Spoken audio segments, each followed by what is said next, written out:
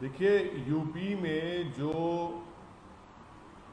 Police के DYSP के साथ एसआईज और जो कांस्टेबल मारे गए, ये इसकी की पूरी जिम्मेदारी उत्तर प्रदेश के चीफ मिनिस्टर योगी आदित्यनाथ पर आती है।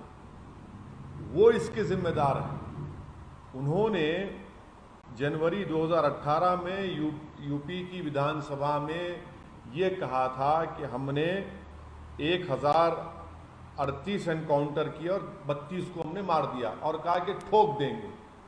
इनकी ये ठोक देने की पॉलिसी की वजह से आज उत्तर प्रदेश के पुलिस के ऑफिसर्स एक क्रिमिनल के साथ एनकाउंटर में मारे गए। तो ये जो कल मौतें हुई हैं, इसकी जिम्मेदार उत्तर प्रदेश के चीफ मिनिस्टर जनाब योगी आदित्यनाथ हैं। इनकी ये ठोक देने की पॉलिसी की वजह से आज पुलिस भी मर रही है, और जो क्रिमिनल्स जिनके पास क्रिमिनल केसेस हैं उनको आप इस तरह से इल्लीगल तरीके से मार रहे हैं। उत्तर प्रदेश में सरकार वहाँ पर रूल ऑफ लॉ के तहत काम नहीं कर रही है, बल्कि रूल ऑफ गन के तहत काम कर रही है, और ये डॉक्यूमेंटेड तमाम वाक़यात हैं। अगर ये रूल ऑफ लॉ को इम्प्लीमेंट करते रहते योगी आदित्यनाथ, तो पुलिस के लोग इतने नहीं मारे जाते। और वो जो क्रिमिनल है जिसका नाम विकास दुबे है, जिसके ऊपर 60 केसेस हैं, आपकी सरकार क्या कर रही थी? कैसे उसको बेल मिली? वो कैसे बाहर फिर रहा था?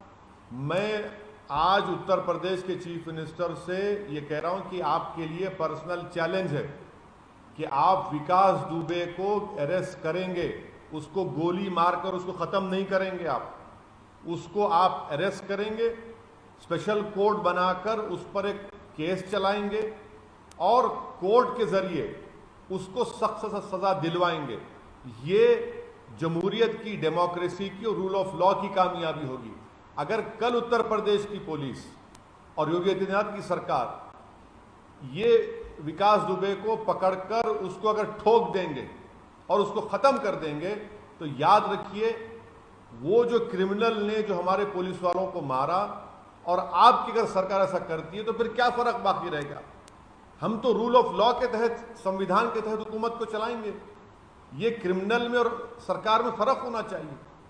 उत्तर प्रदेश की सरकार को अपनी पॉलिसी को बदलना चाहिए। ये ठोकने की पॉलिसी नहीं, काम में आने वाली नहीं है।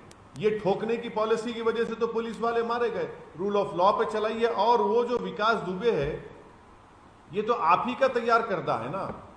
इस फ्रैंकेनस्टाइन को, इस शैतान को तो आप ही लोगों ने साथ ठहर कर बड़े बड़े फोटो लिए, बड़े बड़े तस्वीर लिए। अच्छा, उसके कॉल रिकॉर्ड्स कम से कम जनता की अदालत में रख दीजिए। उसने कितने लीडर्स को कॉल किया। तीसरी बात, अहम बात यह कि हमको पॉलिटिक्स से इन गुंडों को दूर रखना चाहिए।